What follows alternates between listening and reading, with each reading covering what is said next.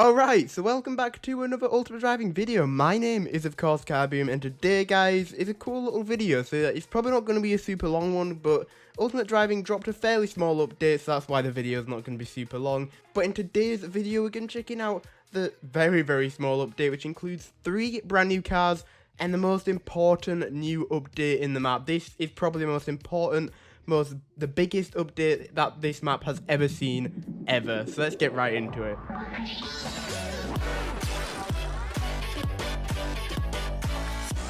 Alright guys, so the first thing we're going to check out is of course the brand new cars in the dealership as always. So here it is in the dealership. There's 2 pretty special cars in here and just an ordinary one, I want to say. So this is just the ordinary one. It's a fairly cheap car. They seem to be adding a couple of these now, which is really cool, to fit into the mid-level and just to fit in with the normal-ish looking cars. But this is where the 2 special cars come in. We have a brand new first of a kind Rolls-Royce in the game, guys. This is the first Rolls-Royce in the game, and it looks really cool. And it is of course the Rolls-Royce Wraith, and it just looks really cool. There's a lot of detail to this, and I like the little UD at the front where the Rolls-Royce logo would normally go. That is a cool little touch, and it sort of has an interior, not a massive interior as we've seen on some of the cars, but there is some interior at least, which is really cool. There's some seats, steering wheel, and a little bit of a dash, and the mirror as well, so that's really cool.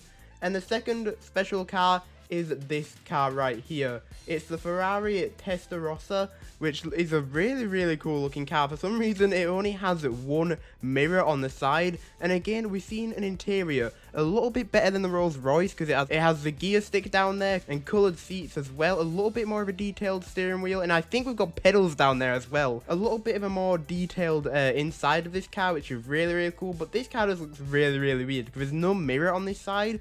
So that is a really cool looking car. I'm going to buy both of them so we can check out what they are like. And this car actually has pop-up headlights, which we can definitely check out. So I'm going to buy this right now. We can drive it around for a bit and see how it is. Alrighty guys, so here it is, the Ferrari Testarossa. It looks really cool. It's a very low down car. It just looks really cool. And of course we need to check out the headlights. There they are, popping up. They look really cool. That is awesome. They pop up and down when they turn on. They pop up obviously, and when they turn off, they pop back down. So that's a really cool feature of this car. That is really awesome. But apart from that, it is a sort of an average looking car, and I just forgot we need to see how fast this car is. That is obviously a step that we need to do. So let's go back into the dealership and let's take a quick look at the stats for these cars.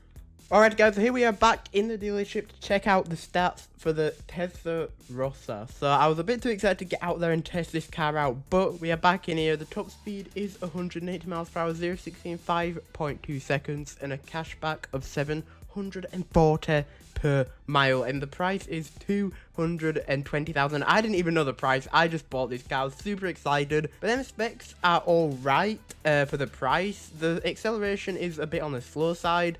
But the cashback and speed is alright for this price, and it is definitely a one-of-a-kind looking car with the pop-up headlights, the interior, and the weird little one-sided mirror, which is really cool. We're going to take it out again, and then we'll drive it around, see how it is, and then we'll hop into the Rolls-Royce, which is something I'm super hyped about. So obviously, like I said, driving the 0 to 60 is really showing here is a fairly slow acceleration, but it's sort of expected when this car is as old as it is. But still, it's still a pretty fast car, and the handling seems to be alright. Maybe the turning circle is a little bit on the slow side.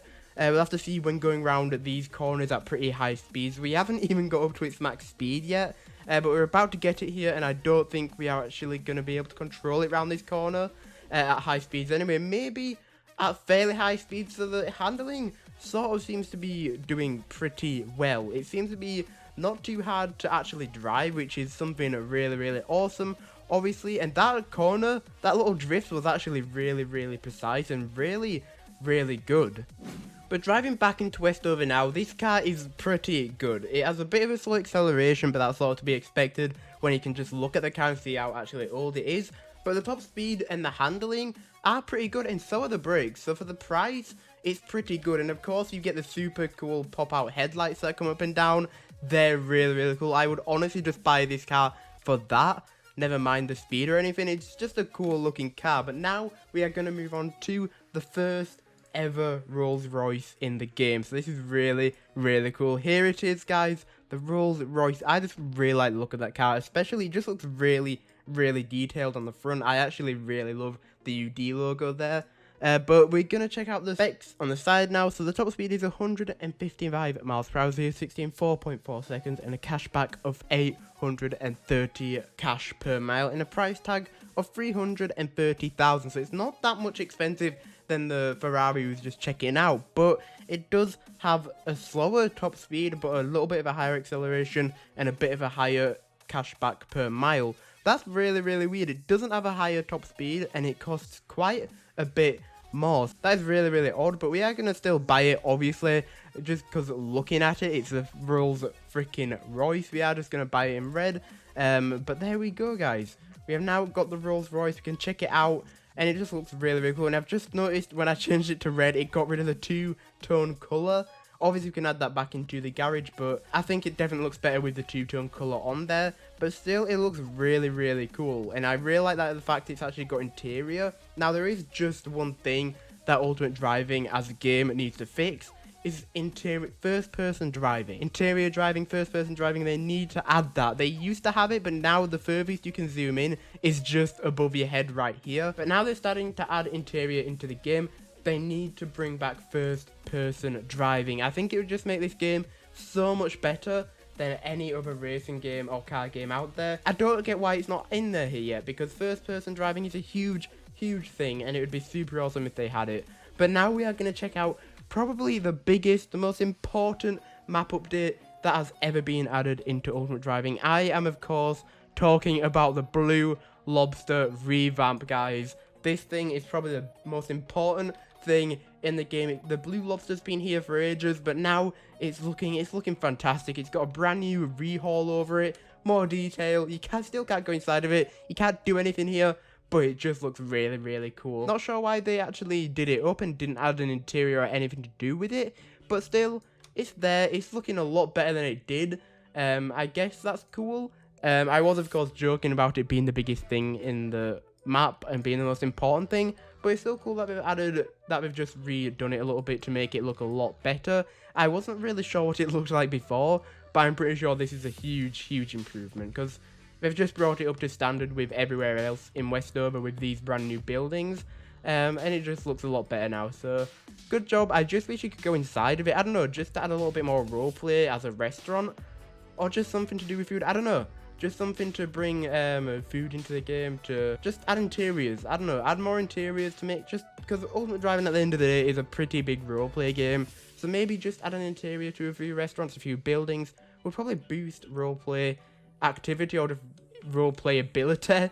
I don't know what you'd call it, but it'd be cool if they just added a little interior just so you could roleplay as a restaurant. But guys, I'm going to end off this video here. I'm not sure how long the actual video was, but it's probably going to be fairly, fairly short because this was not a very, very big update. It only added 3 cars and a remeshed Blue Lobster. But hopefully you did enjoy it nonetheless, guys. But it still added some fairly big brands, well, one big brand into the game. Hopefully keep adding some more Rolls-Royce because that's awesome, awesome to see. But guys, thank you so much for watching. If you did enjoy, then please subscribe, turn on the notification bell so you don't miss a video or live stream by me. Because if you made it this far, you probably like Ultimate Driving, and I do a bunch of Ultimate Driving on this channel. So guys, if you did enjoy the video, smash the like button because it helps out the video a bunch. And guys, I'll see you in the next video.